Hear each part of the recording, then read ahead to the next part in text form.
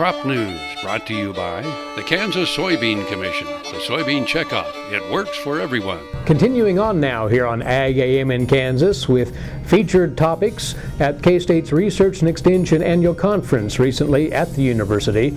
A special session again held there on conserving the Ogallala Aquifer, as we're talking with Freddie Lamm, Research Irrigation Engineer with Kansas State University's Northwest Research and Extension Center. He shared ideas during this conference on sprinkler irrigation management. How about the spray nozzle itself? Are there any technological advances or new ideas as far as that aspect of the system that can lend to conserving water? I'm not sure we would say conserving water, but probably a little bit better distribution. And once you get better distribution, then you have more crops have an equal opportunity for the water.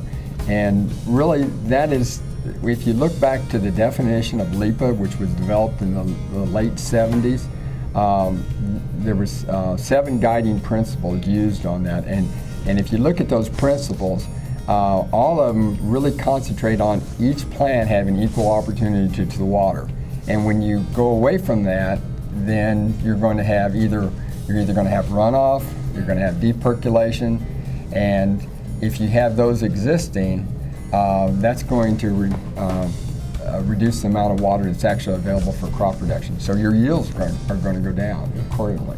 Is nozzle wear ever an issue when we think about long-term systems that maybe haven't been maintained as well as they should have? I think you would say, I think from work that Danny Rogers has done in terms of evaluation of center pivots, wear is probably not some bigger problem, but the actual nozzle breaking, the plastic breaking over time, or getting drug off by, say, the crop canopy, that can be an issue.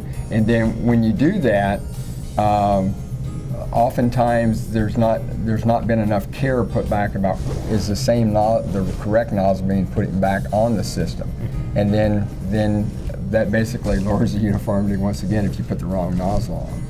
Haven't talked water pressure yet here specifically, but are you looking at variables there that can lend to using less water and still being efficient in your crop watering? Well, once again, if you looked at the uniformity, I mean, there is aspects there where pressure does have an influence.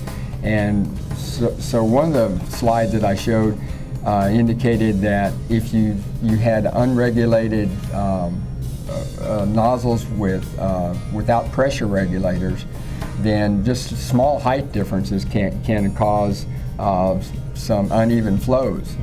And then when we get into these drought conditions, all those problems that are covered up by normal rainfall begin to show up, and they show up quite strongly.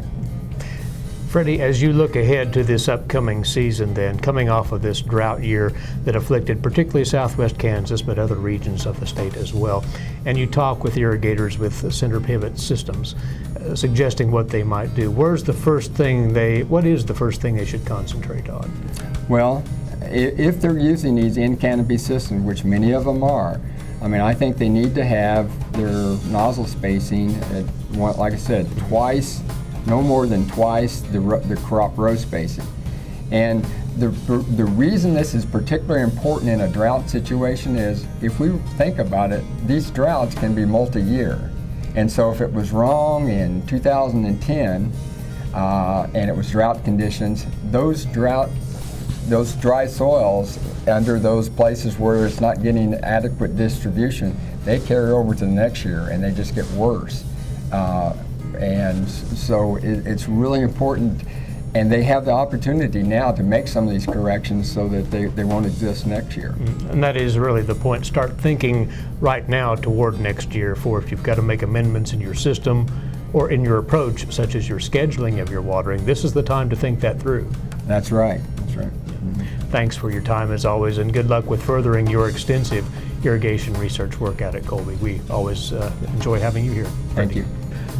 Remarks there from Kansas State's Freddie Lamm. He's an irrigation researcher at K-State's Northwest Research and Extension Center in Colby, as he spoke on sprinkler irrigation management for water conservation at the recent Research and Extension Conference hosted by Kansas State as part of a special session at that conference on conserving the Ogallala Aquifer. You're watching Ag AM in Kansas.